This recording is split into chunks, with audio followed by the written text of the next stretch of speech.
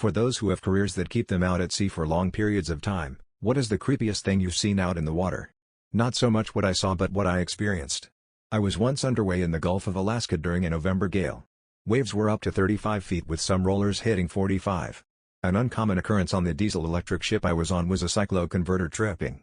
When this happened, the ship would temporarily completely lose power and propulsion until some electricians could reset everything. This happened during that gale. I simply can't explain how strange it is for the boat you're on to all of a sudden go so quiet, that you can clearly hear waves slapping the ship and metal bending and flexing. Knowing you're completely at the mercy of the sea. Knowing that if the ship lost its bearing and went beam to, there was a real possibility of capsizing. It's easy to forget when you're at sea that the only thing keeping you alive is a bunch of steel welded together.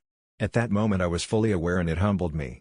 Thankfully we trained frequently for this and had everything fired back up relatively quickly. Another time I recall was when the ship took a rogue wave.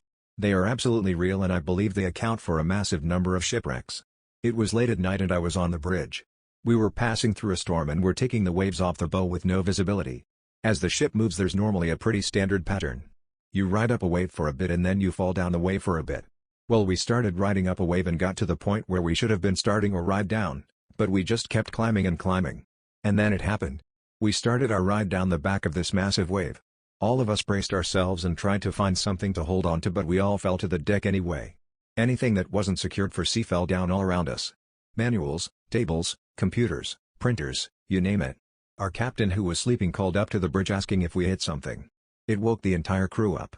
Rogue waves are real, and they're terrifying. I can't imagine being in a smaller boat or taking one of them broadside.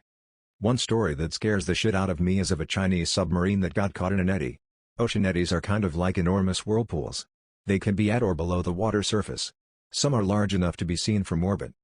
Anyway, this sub was caught in an eddy and was beginning to drift downwards towards crush depth. Obviously that's pretty scary, but what drives it over the edge to me is that the eddy was pulling them downwards in the direction of a trench. Since they're in a sub, they can't just see outside.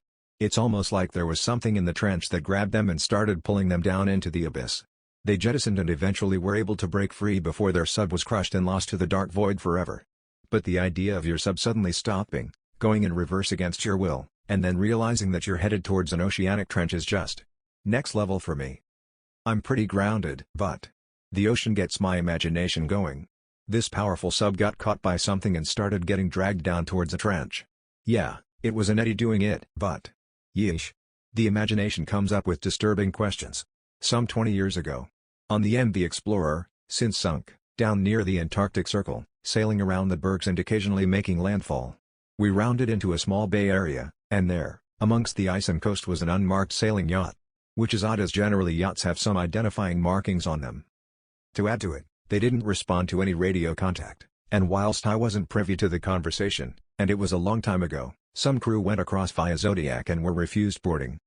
So basically a yacht, not a particularly large one, that was unmarked was hanging around in the inhospitable waters of the Antarctic and didn't want any help or contact. Proper weird. Former Navy here. Somewhere off the coast of Italy saw a very, very small boat, not much bigger than a rowboat, about 9 or 10 miles offshore. This was sometime around midnight. There was no light from land, and no other ships around. It had a light. Our ship captain said it was a fisherman, and the fish would be attracted to the light at that time. Imagine being in a rowboat about 10 miles offshore in the middle of a pitch-black night, waiting to see what finds you. Creepiest thing I've seen has definitely been seeing myself and other crewmates lose our minds. On one particularly awful voyage, everything that could go wrong went wrong and we found ourselves without food, water, and sleep for a very unhealthy amount of time. It started off with auditory hallucinations.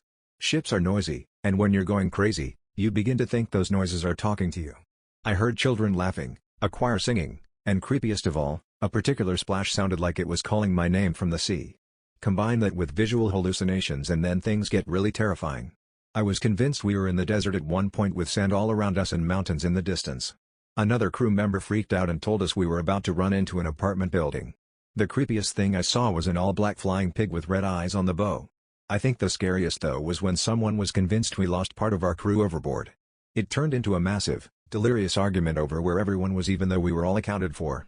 That trip was brutal, and the captain put us all in a terrible situation due to sheer incompetence. Other than that, there was this one time I saw 3 gigantic ships in the distance with no lights and they did not show up on AIS. Suddenly they were gone. It was extremely creepy.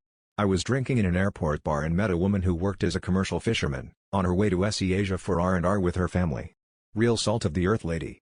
She regaled me with stories about her work, all the good stuff about working in her world, all the reasons she kept doing it for decades. I asked her what the scariest thing she saw out on the open ocean was and, without any hesitation, she said, "Oh, an underwater UFO. I saw one rise up out of the ocean next to my boat and fly off into the sky." The matter-of-factness of her answer bothers me to this day.